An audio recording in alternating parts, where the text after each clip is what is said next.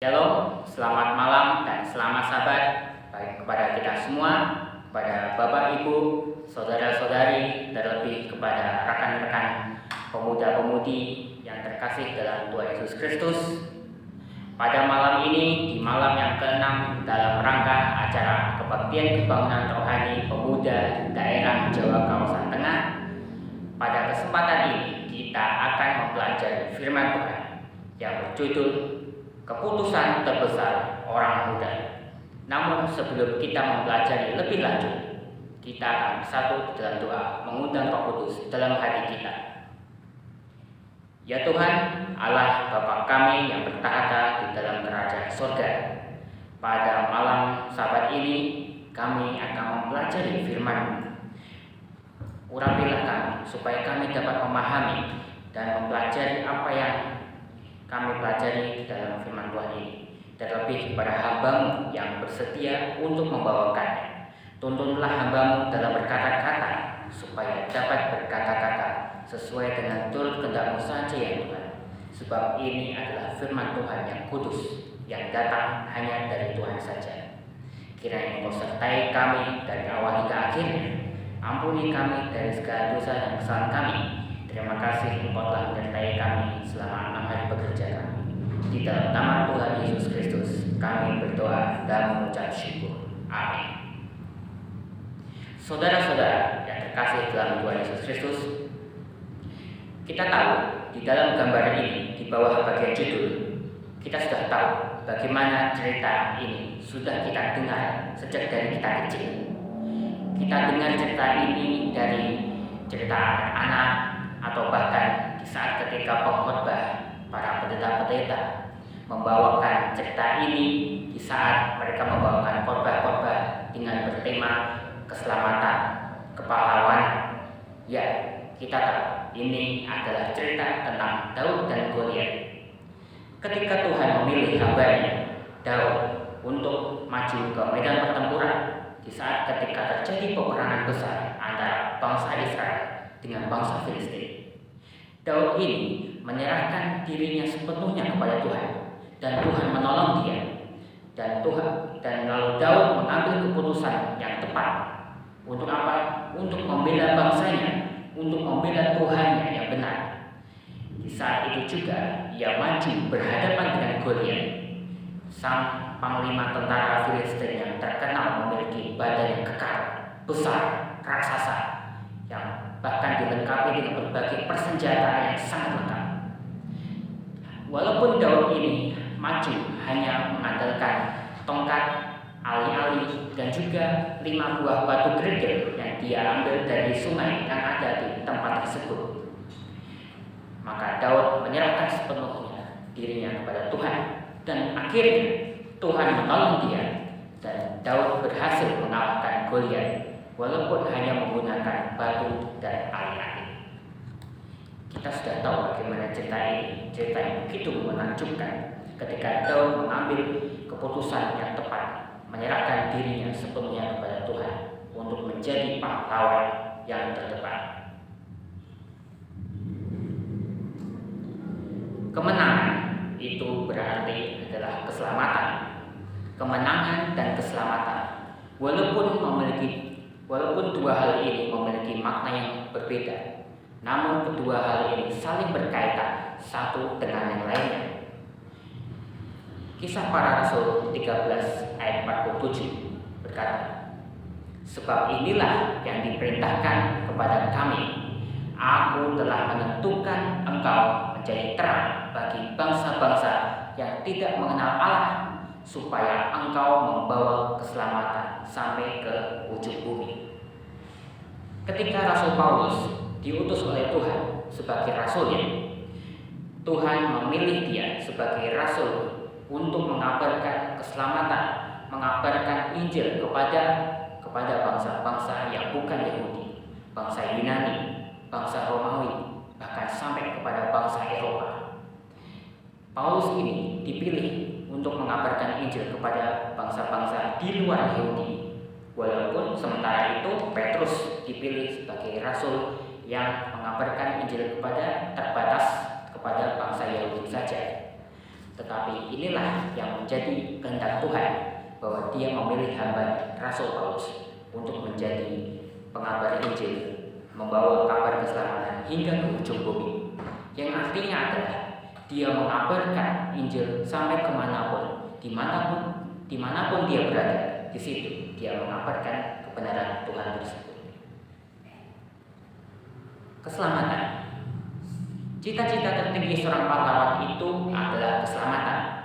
Seorang pahlawan membawa keselamatan, membawa perdamaian. Jadi tidak pernah ada seorang pahlawan yang mendatangkan kecelakaan, mendatangkan bencana. Tidak ada.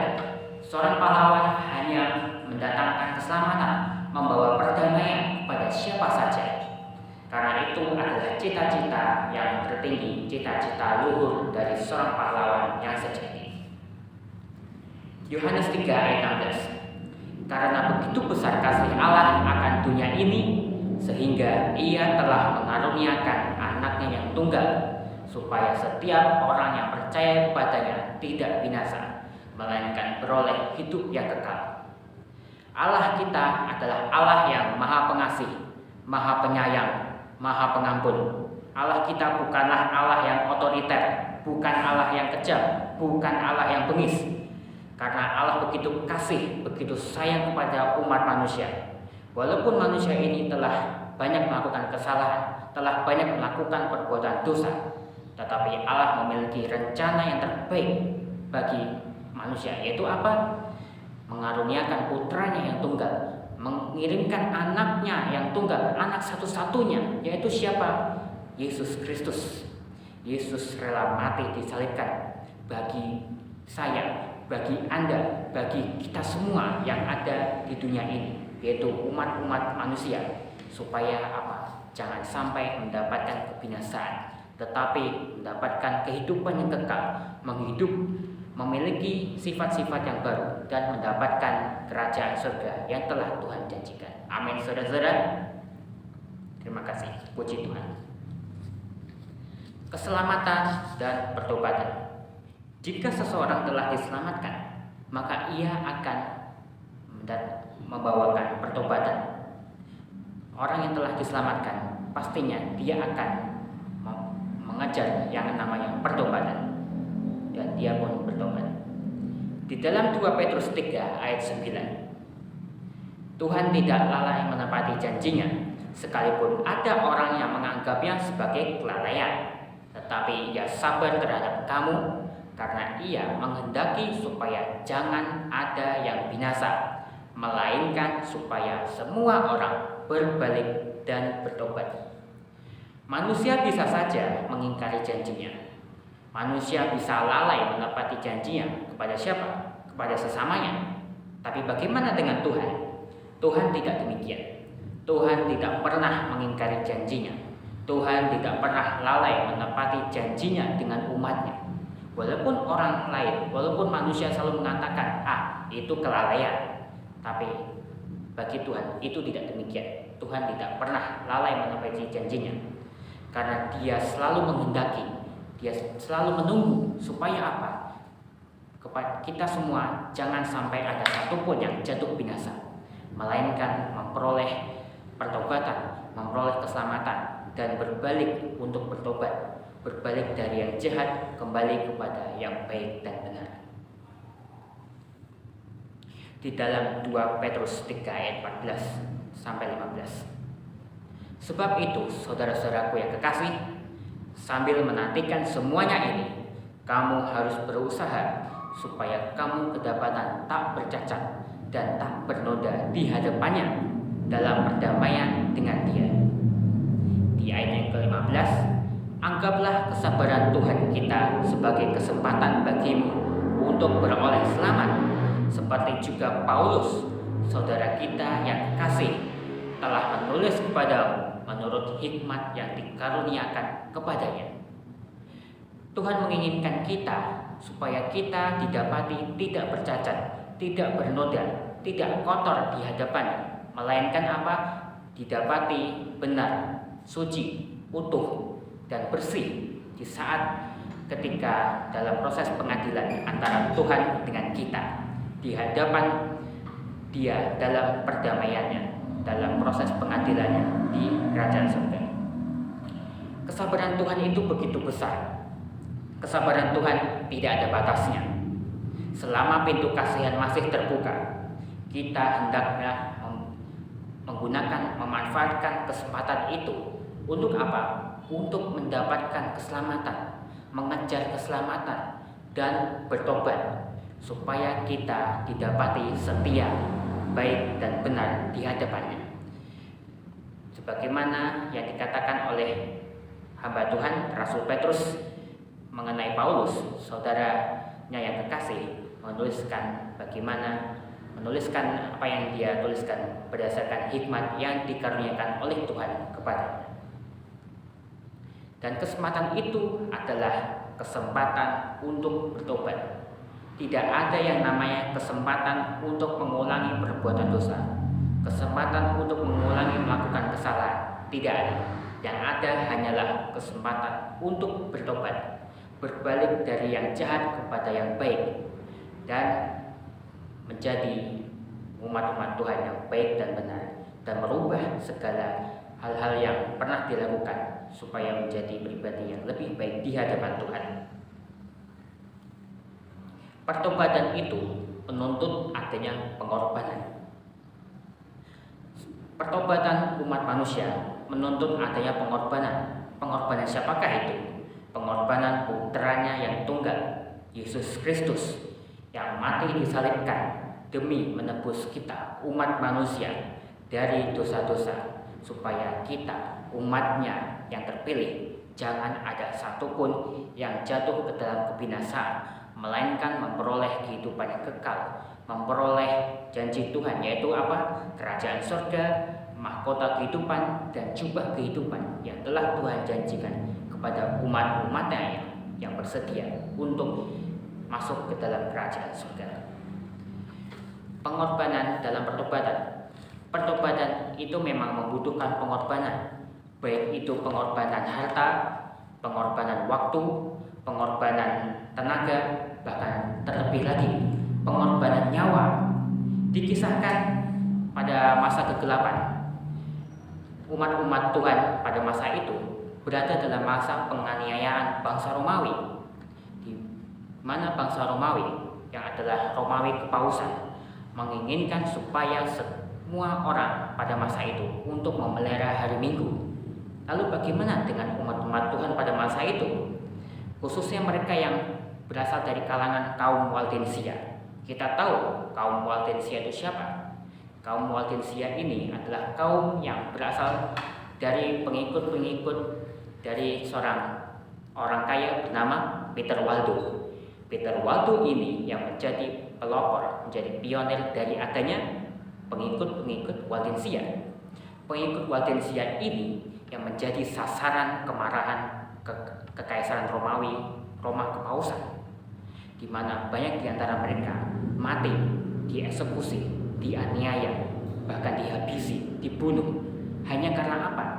Karena mereka memiliki sifat yang baik, memiliki kesetiaan mereka kepada Tuhan, kesetiaan memelihara hari Sabat, dan memiliki kehidupan yang baru. Karena mereka dulunya adalah orang-orang kaya yang memiskinkan dirinya untuk memperoleh keselamatan, untuk mengabarkan pekabaran Injil. Walaupun dulunya mereka itu memang pernah melakukan kejahatan, pernah melakukan dosa, namun ketika Peter waktu mengundang mereka untuk menjadi pengikutnya, mereka akhirnya bertobat. Mereka menyerahkan semua yang ada pada mereka. Mereka meninggalkan apa yang mereka miliki. Harta mereka harus terjual habis hanya untuk pekabaran Injil, dan kesetiaan mereka dalam memelihara hukum Tuhan, memelihara firman Tuhan, memelihara hari Sabat yang suci. Walaupun pada akhirnya mereka jatuh dalam penganiayaan, kematian mereka bukanlah kematian yang sia-sia. Mereka mati syahid demi apa? Demi kebenaran. Bertobat dan dibaptis. Yang pertama itu adalah pertobatan. Pertobatan lalu kemudian dibaptis. Kisah 2 ayat 37. Ketika mereka mendengar hal itu, hati mereka sangat terharu. Lalu mereka bertanya kepada Petrus dan rasul-rasul yang lain, "Apakah yang harus kami perbuat, saudara-saudara?" Setelah mendengar khotbah dari Petrus, hamba Tuhan yang dulunya merupakan murid Yesus yang terkenal memiliki temperamen yang keras, konsisten. Walaupun dia sempat melakukan pelanggaran, dia pernah menyangkal Yesus sebanyak 3 kali. Tapi Petrus akhirnya diubahkan oleh Tuhan. Petrus bertobat dan akhirnya Petrus menjadi hamba Tuhan, menjadi rasul yang sangat istimewa pada masa itu. Ketika dia membawakan khotbahnya dalam rangka acara Pentakosta, semua orang-orang yang di tempat itu yang mendengar khotbahnya merasa terharu. Mereka menangis sambil berkata kepada Petrus dan bertanya, "Apakah yang harus kami perbuat, saudara-saudara?" Di dalam Kisah 2 ayat 38, inilah jawaban Petrus. Jawab Petrus kepada mereka, "Bertobatlah, dan hendaknya kamu masing-masing memberi dirimu dibaptis dalam nama Yesus Kristus untuk pengampunan dosamu, maka kamu akan menerima karunia Roh Kudus." Inilah yang disampaikan oleh Petrus kepada orang-orang yang ada di hadapannya pada masa itu. Petrus menghimbau kepada semua para pengikut-pengikutnya, kepada mereka yang mendengarkan firman-Nya, supaya apa? Bertobat, berbalik dari sifat yang jahat kepada sifat yang baik, dan menyerahkan diri mereka untuk segera dibaptiskan, menerima Yesus Kristus sebagai juru selamatnya. Maka mereka menerima karunia Roh Kudus yang telah Tuhan berikan dan telah Tuhan janjikan kepada mereka. Dan dari situlah mereka menyerahkan dirinya kepada Tuhan, dibaptis dan menerima karunia Roh Kudus seperti yang didapatkan oleh Petrus dan ke-11 rasul yang lainnya. Dari baptisan, dari pertobatan itu apa definisinya? Definisi dari pertobatan, 1 adalah menyesal dan berniat hendak memperbaiki hidupnya dari yang jahat, dari yang tidak baik kepada kehidupan yang lebih baik, kehidupan yang baik, suci, dan benar. Yang kedua, mengaku diri telah berbuat salah atau telah berbuat dosa. Biasanya seseorang jika telah melakukan kesalahan, melakukan perbuatan menyimpang kepada sesamanya, tentunya dia akan menyesal. Dia mengaku dirinya telah salah, telah melakukan kesalahan, telah melakukan dosa. Maka secara otomatis orang tersebut akan meminta maaf kepada orang yang telah dia sakiti, kepada orang yang telah diperbuat salah olehnya. Dan dari situlah yang kedua ini adalah mengaku diri telah berbuat salah atau telah berbuat dosa. Yang ketiga adalah meninggalkan kejahatan yang telah dilakukan olehnya. Apakah itu kejahatan merampok, mencuri, membunuh, berzina, menyembah berhala, dan sebagainya. Akhirnya harus ditinggalkan, harus dibuang jauh-jauh, dan tidak akan pernah diulanginya kembali, sebagai tanda bahwa dia telah sepenuhnya menyerahkan diri kepada Tuhan untuk bertobat, untuk berbalik dari yang jahat kepada yang baik. Kemudian yang keempat, kembali atau pindah kepada agama yang dianggapnya benar. Sebagai contoh, ada seorang ateis. Orang ateis itu kita tahu orang yang tidak percaya sama Tuhan. Tapi ketika dia merasakan bahwa Tuhan berada dalam kehidupannya, Tuhan hadir dalam kehidupannya, mungkin apakah dia mendapatkannya dari orang-orang terdekat yang dia kenal, atau bahkan dari sebuah peristiwa atau sebuah kejadian yang dialami olehnya, yang akhirnya mengundang dia untuk menyadari bahwa Tuhan itu benar-benar ada dalam hidupnya. Dan hingga pada akhirnya dia pun bertobat, dia kembali dari jalannya yang salah kepada jalannya yang benar, dan masuk atau pindah kepada agama atau keyakinan yang mengakui adanya Tuhan, mengakui firman Allah dan yang benar. Dari bertobat lalu kemudian dibaptis. Sebagaimana yang dikatakan oleh Yesus Kristus di dalam Amanat Agung Matius 28 ayat 19. Matius 2 ayat 19. Karena itu pergilah, jadikanlah semua bangsa muridku, dan baptislah mereka dalam nama Bapa, Anak, dan Roh Kudus. Siapakah yang perlu dibaptis? Yaitu mereka yang percaya bahwa Yesus adalah juru selamatnya, percaya bahwa Yesus adalah Mesias yang dipilih oleh Tuhan, percaya bahwa dia mempercayai bahwa Tuhan itu ada, Tuhan itu baik dan setia kepadanya.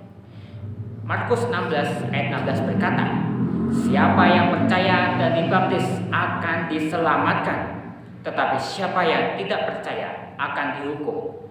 Mereka yang mempercayai, mereka yang mengakui Yesus adalah juru selamat, Yesus adalah Mesias, dan Tuhan adalah penyelamatnya, maka dia harus segera menyerahkan dirinya secara sepenuhnya pada Tuhan melalui apa? Melalui baptisan. Tapi siapa yang tidak percaya, tidak mau mengakui Yesus adalah juru selamatnya, tidak mau mengakui Yesus adalah Mesias, tidak mau mengakui bahwa Tuhan itu telah menyelamatkan dia, maka suatu saat nanti dia akan memperoleh hukuman yang tepat pada waktunya. Baptisan yang benar. Bagaimana bentuk baptisan yang benar itu? Di dalam Efesus 4 ayat 5, satu Tuhan, satu iman, satu baptisan. Dalam Efesus 4 ayat 5 ini, bahwa hanya ada satu Tuhan, bahwa hanya ada satu iman, dan bahwa hanya ada satu baptisan.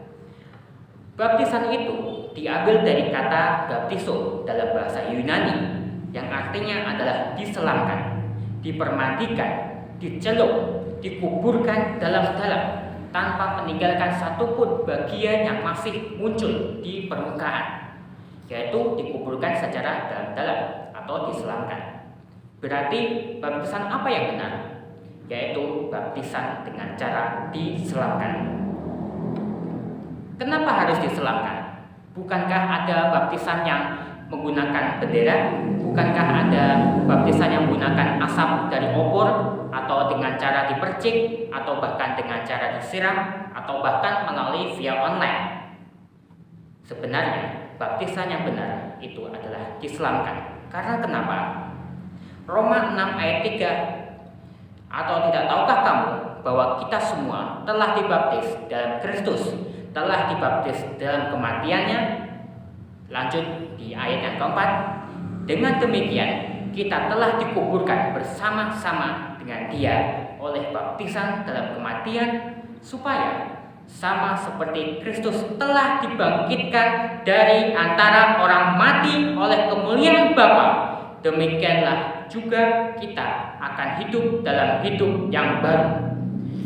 Baptisan dengan cara diselamkan ini adalah simbol, adalah perlambangan bagaimana kita mati meninggalkan hidup yang lama, meninggalkan kehidupan yang penuh dengan dosa dan kesalahan, dan dibangkitkan bersama dengan Kristus, dengan sifat, dengan kehidupan, dengan tabiat yang baik, suci, dan benar, bersama-sama dengan Kristus dibangkitkan supaya menjadi pribadi yang lebih baik, menjadi pribadi yang benar dan suci sebagai umat-umat Tuhan yang terpilih. Baptisan sebagai bukti penurutan. Baptisan itu sebagai bukti dari penurutan kita menuruti perintah Tuhan, menuruti hukum Tuhan, menuruti apa yang telah Tuhan perintahkan pada kita. Di dalam Matius 3 ayat 13 sampai 16, di sini menceritakan bagaimana ketika Yesus memberikan contoh melalui apa? Melalui ketika ia dibaptis oleh Yohanes Pembaptis. Maka datanglah Yesus dari Galilea ke Yordan kepada Yohanes untuk dibaptis olehnya. Tetapi Yohanes mencegah dia, katanya, "Akulah yang perlu dibaptis olehmu, dan engkau yang datang kepadaku?" Lalu Yesus menjawab, katanya kepadanya, "Biarlah hal itu terjadi, karena demikianlah sepatutnya kita menggenapkan seluruh kehendak Allah." Dan Yohanes pun menurutinya. Sesudah dibaptis, Yesus segera keluar dari air, dan pada waktu itu juga langit terbuka, dan ia melihat Roh Allah seperti burung merpati turun ke atasnya. Lalu kemudian selanjutnya dia mendengar suara dari surga, suara Allah Bapa berkata, "Inilah anakku yang kukasihi kepadanya lah aku berkenan." Ini adalah contoh yang telah Yesus berikan kepada kita. Contoh bagaimana baptisan yang benar. Baptisan yang menjadi simbol, menjadi perlambangan bahwa kita mati, meninggalkan dosa, dan hidup bagi Kristus, hidup bagi Tuhan dengan sifat dan tabiat yang baik dan benar, dan menjadi pribadi yang lebih baik untuk kedepannya. Baptisan itu sebagai tanda pertobatan. Di dalam Matius 3 ayat 13, Matius 3 ayat 11, "Aku membaptis kamu dengan air sebagai tanda pertobatan." Di dalam Matius 3 ayat 11 ini, bahwa Yohanes Pembaptis ketika ia memulai masa pelayanannya membaptiskan orang-orang yang mendatanginya di tepi sungai Yordan, Yohanes Pembaptis berkata bahwa dia membaptiskan setiap orang yang dibaptis olehnya dengan air. Sebagai apa? Sebagai tanda pertobatan, sebagai tanda bahwa seseorang telah bertobat, kembali kepada jalan yang benar, meninggalkan yang jahat kepada hal-hal yang baik dan benar yang sesuai dengan kehendak Tuhan, dan menjadi pribadi yang baik dan benar, menjadi umat-umat Tuhan. Mengikuti Tuhan itu harus berani. Mengikut Tuhan itu tidak boleh takut. Mengikut Tuhan itu tidak boleh ragu-ragu. Mengikut Tuhan itu tidak boleh khawatir. Di dalam Kisah Para Rasul 22 ayat 16. Kisah Para Rasul 22 ayat 16. "Dan sekarang, mengapa engkau masih ragu-ragu? Bangunlah, berilah dirimu dibaptis, dan dosa-dosamu disucikan, sambil berseru kepada nama Tuhan." Di dalam Kisah Para Rasul 22 ayat 16, bagaimana ketika kita diundang dan kita ditanyai, mengapa kita masih ragu-ragu, mengapa kita masih takut, masih khawatir untuk menerima Tuhan sebagai juru selamat kita, maka kita dihimbau untuk bangun, memberi diri kita untuk dibaptis, maka dosa-dosa kita akan dibersihkan sambil berseru pada nama Tuhan bahwa kita telah diselamatkan olehnya, oleh kasih karunia-Nya, bahwa kita adalah umat Tuhan yang terpilih, dan kita bersedia untuk mengikut Tuhan dengan berani dan baik. Lalu setelah kita memperoleh pertobatan, memperoleh keselamatan, dan akhirnya dibaptis, yang kemudian kita memperoleh apa? Memperolehkan penghargaan, memperoleh upah, mendapatkan apa yang kita dapatkan. Di dalam Ibrani 11 ayat 16, "Tetapi sekarang mereka merindukan tanah air yang lebih baik, yaitu satu tanah air surgawi. Sebab itu Allah tidak malu disebut Allah mereka, karena Ia telah mempersiapkan sebuah kota bagi mereka." Inilah upah, inilah penghargaan yang telah Tuhan janjikan kepada kita, yang akan diberikannya pada saat kedatangannya yang kedua kali kepada kita, umat-umat Tuhan, di saat ketika kita dijemput di atas awan-awan bersama dengan Tuhan, bersama dengan Yesus dan para malaikatnya, di saat kita masuk ke dalam kota suci yang telah Tuhan sediakan, yaitu apa? Kerajaan surga, rumah kita yang abadi, rumah kita yang sesungguhnya. Bahwa sesungguhnya ini kita hidup di dunia ini hanyalah untuk sementara. Dalam istilah bahasa Jawanya itu urip mung mampir ngombe, yang artinya adalah hidup ini hanya sementara, hanya satu kali terjadi dan tidak akan terulang untuk kedua kalinya. Bahwa kita hidup satu kali, hidup untuk sementara bagi kemuliaan bagi nama Tuhan, dan kita hidup untuk Tuhan supaya kita memperoleh keselamatan setelah kita memperoleh pertobatan, dibaptis, dan mendapatkan upahnya. Ada 3 hal yang menjadi cita-cita seorang pemuda. Yang pertama adalah kemenangan, kemenangan melawan kejahatan, kemenangan melawan dosa. Yang kedua adalah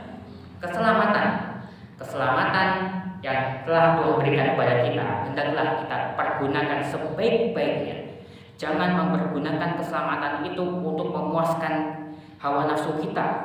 Jangan menggunakan keselamatan itu untuk kepentingan pribadi kita, tapi kita harus menggunakan keselamatan itu untuk kemuliaan bagi nama Tuhan, untuk supaya kita memperoleh keselamatan yang kemudian kita bertobat, dibaptis, hingga akhirnya kita mendapatkan penghargaan, mendapatkan upah yang telah Tuhan janjikan kepada kita, umat-umat Tuhan yang terpilih. Ini adalah 3 hal yang harus dipegang, diingat-ingat, diiling-iling bagi seorang pemuda-pemudi pilihan Tuhan, yaitu apa? Kemenangan, keselamatan, dan penghargaan. Dan ini adalah keputusan terbesar bagi orang-orang muda. Yang pertama adalah kemenangan melawan kejahatan, kemenangan melawan dosa, kemenangan memperoleh apa yang baik, suci, dan benar. Yang kemudian kedua adalah keselamatan, mati meninggalkan kehidupan yang lama, mati meninggalkan kehidupan yang penuh dengan dosa, dan bangkit bersama Kristus dengan hidup yang baru, dengan tabiat yang suci. Melalui apa? Melalui baptisan dengan cara diselamkan sebagai simbol dari adanya mati bersama Kristus dan bangkit bersama Kristus.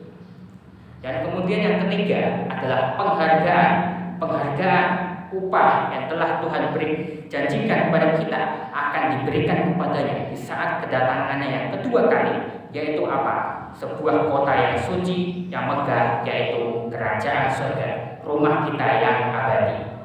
Panggilan kepada kita semua, kepada rekan-rekan orang-orang muda, kepada Bapak, Ibu, dan saudara-saudari yang terkasih dalam Tuhan Yesus Kristus.